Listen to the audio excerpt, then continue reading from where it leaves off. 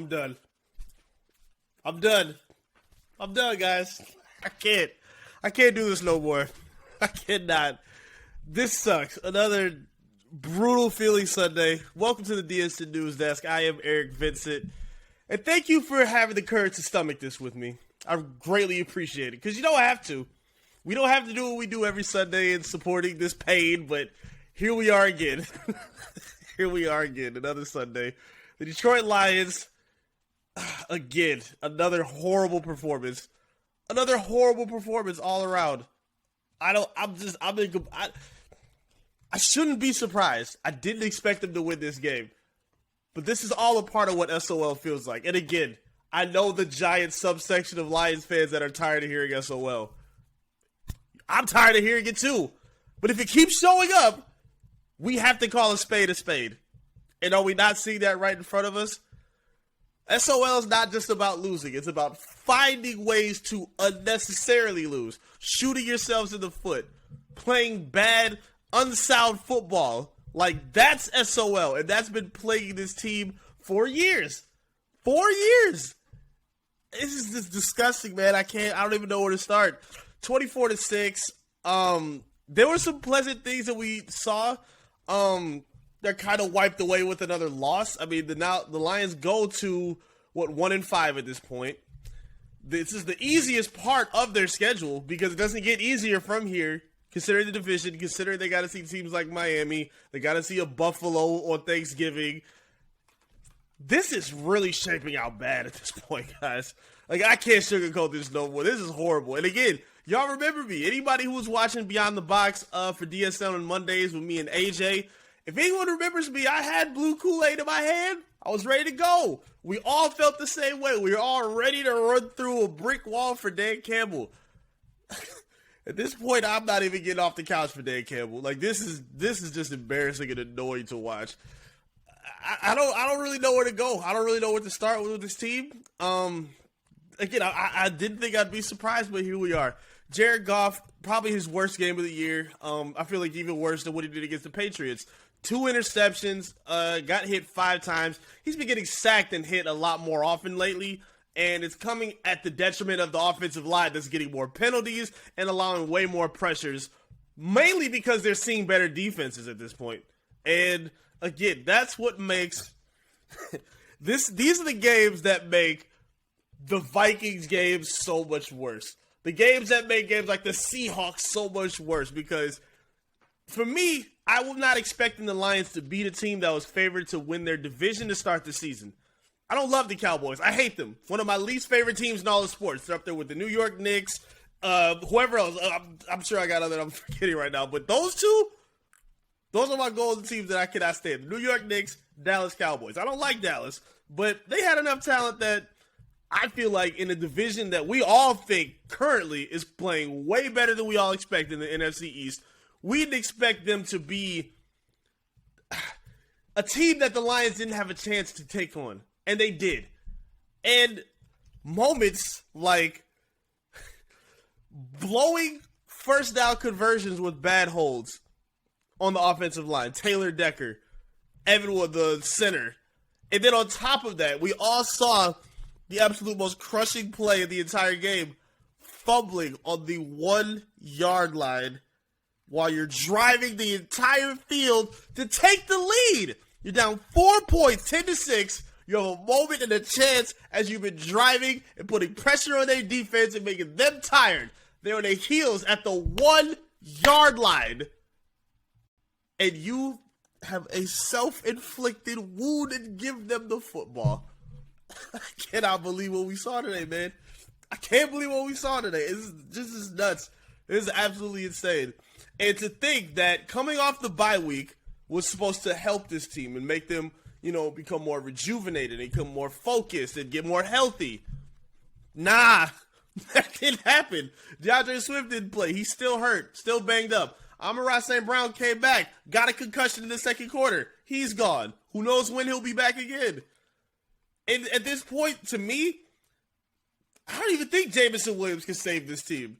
We all were super excited for J-Mo. We thought today or this week could have been the possible week of his return. He's still in ramp-up mode to really show that he's ready to, get back on the field.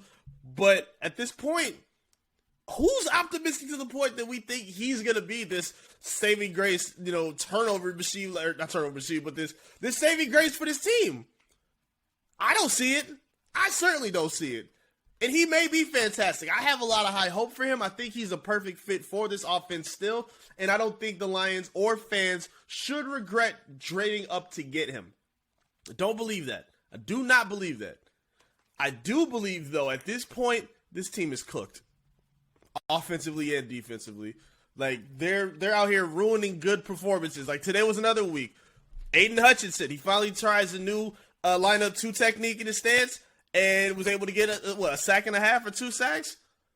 It was as disruptive as we ever seen him. And not just disruptive, but I remember Akeem Talib saying, Hutchinson has to get a move. He was working on some moves today. He had a spin move that was in effect. He was doing good on a swim, being able to dip low under the tackle.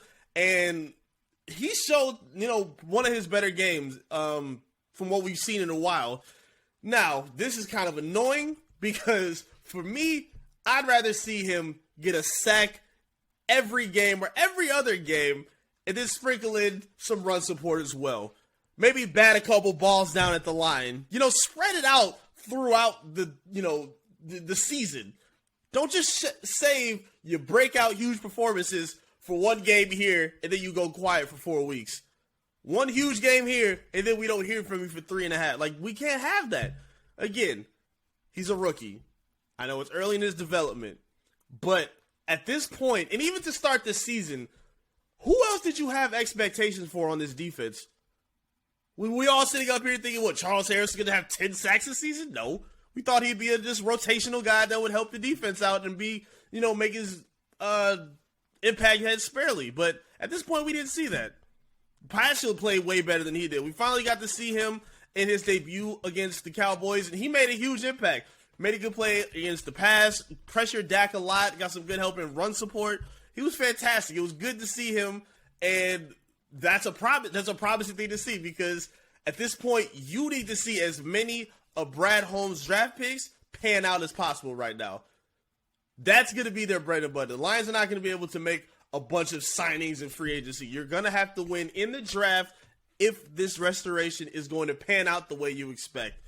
And at this point, we might as well just start thinking about the draft, guys. But then again, we talking about SOL. You don't want to hear it, but this is exactly what's going to happen. Just watch. Just watch. I'm telling you.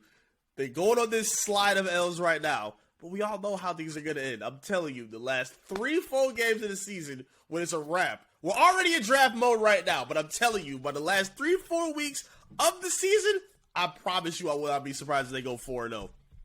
We see Hutch play the ball of his career in the last 4 games, in meaningless games, after all the expectation was placed to start the season, and now to see it come full circle, turn it around to end the season, that would be SOL to a T. And that's exactly what I'm expecting at this point.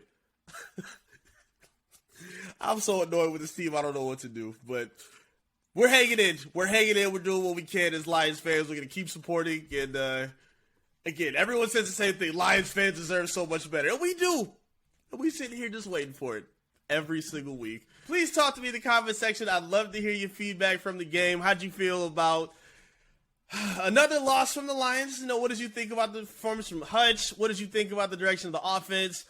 What are some things that you think that this team needs to do going forward? And also, are you already in draft mode? Are you already thinking about Bryce Young? Are we already thinking about who's the next person to replace Jared Goff?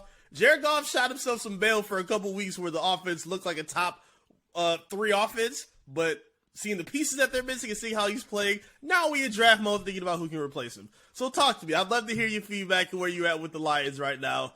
Be sure to talk to us. Subscribe to the channel as well. Still ticking closer and closer and closer to 5,000 subscribers. Thank you, everybody who's helping make that goal happen for us. We're getting very close to that milestone, and your help and support really makes it so much appreciated. We appreciate you.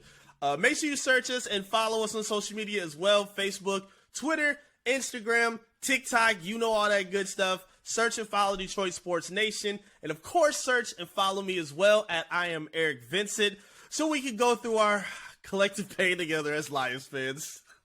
I try to, be as accurate as I can with our views, and Everybody the same thing with these losses, man. Hopefully we can get a turnaround at some point so we can rejoice and pour up some blue Kool-Aid and enjoy something with this season.